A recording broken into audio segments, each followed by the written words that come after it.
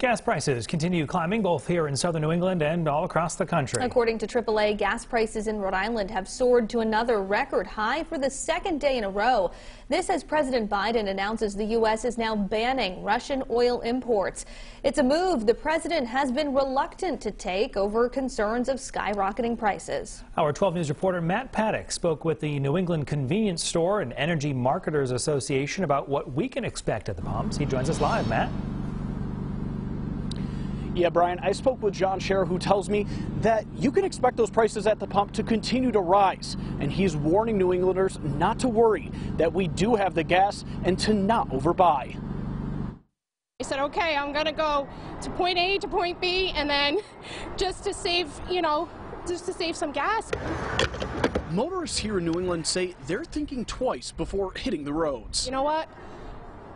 Conserve your trips. And you have to. Senator Sheldon Whitehouse says it's no surprise to see the price of gasoline based on what's going on overseas. Unfortunately, oil and gas is a world market that we can't control. Here in New England, John Scher, executive director of Nexima, explaining why we see price changes so frequently. The wholesale price of gasoline and diesel is changing all the time behind the scenes. Calling the market explosive.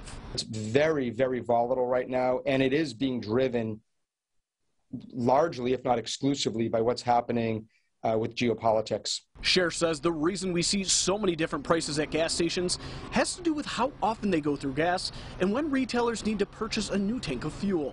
It depends on the location how often those tanks are turned. Most locations are turning their tanks every 2 or 3 days.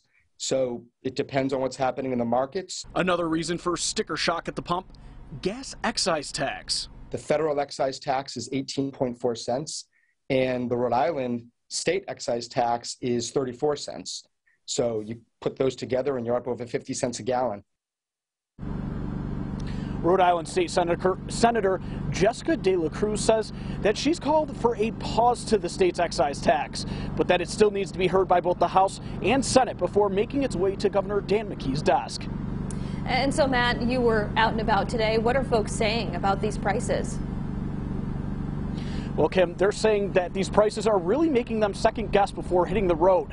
One family I spoke with in particular today said they had a trip planned to Niagara Falls this weekend, but that they were going to be canceling due to those rising gas prices. I'm going to toss it back to you guys in studio. All right, our Matt Paddock live for us in Warwick today. Matt, thank you. Turning now to the Ukraine crisis, the U.S. taking aim at the Russian economy again. President Biden announcing today he's ordered a ban on Russian oil imports. The president and leading Republicans agree the U.S. should become more energy independent. And while Biden focuses on shifting toward electric vehicles and renewable energy, House Minority Whip Steve Scalise argues the solution is getting more oil from here in the U.S. and Canada. The president also responded to claims that he is holding back U.S. energy production. It's simply not true that my administration or policies are holding back domestic energy production. In the United States, 90% of onshore oil production takes place on land that isn't owned by the federal government. And of the remaining 10% that occurs on federal land, the oil and gas industry has millions of acres leased. They have 9,000 permits to drill now. They could be drilling right now, yesterday, last week, last year. Putin was making $700 million a day selling his oil to the United States and Europe.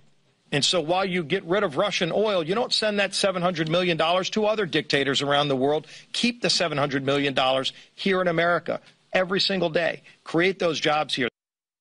Russian oil only makes up about 3% of U.S. oil imports, but Halima Croft, a commodity strategist, warns if other Western countries also cut off Moscow, the shortage would drive up costs everywhere.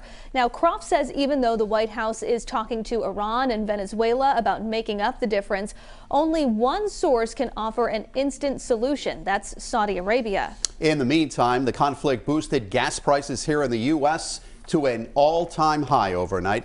National average is now $4.17 a gallon, and it's likely to go up even more. Now, according to AAA, Rhode Island and Massachusetts topped the all-time record for gas prices for the second day in a row. 12 News reporter Matt Paddock spoke with a Rhode Island state senator about her pitch to curb the pain at the pump. Matt? Yeah, Mike, with those gas prices hitting record highs, State Senator Jessica De La Cruz says she's calling on the state to pause the gas excise tax. Gas prices are soaring to historic highs across New England. In Rhode Island and Massachusetts, those prices hitting record highs on back-to-back days, leaving motorists to rethink getting behind the wheel. My daughter, for instance, has to drive all the way to Boston and back for her job, and she doesn't make, big money. She's a young entrepreneur starting out, and it's killing her. The cost of the fuel is killing her. And Mike Spano's daughter isn't the only one feeling the pain at the pump. You know what? Conserve your trips. And you have to. I said, okay, I'm going to go to point A to point B, and then just to save some gas. According to John Scher, part of the reason the price of gasoline is hitting the wallets of motorists so hard, state excise tax is 34 cents.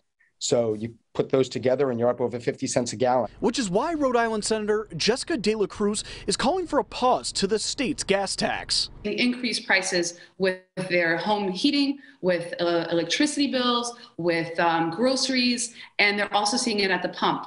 And they need relief. According to De La Cruz, that pause would save taxpayers $150 million, money which she says would normally go towards infrastructure. No, it is not going to impact infrastructure. Our schedule will not be impacted. We have $2.5 billion coming in through federal funds through the next 5 fiscal years to improve our roads and bridges.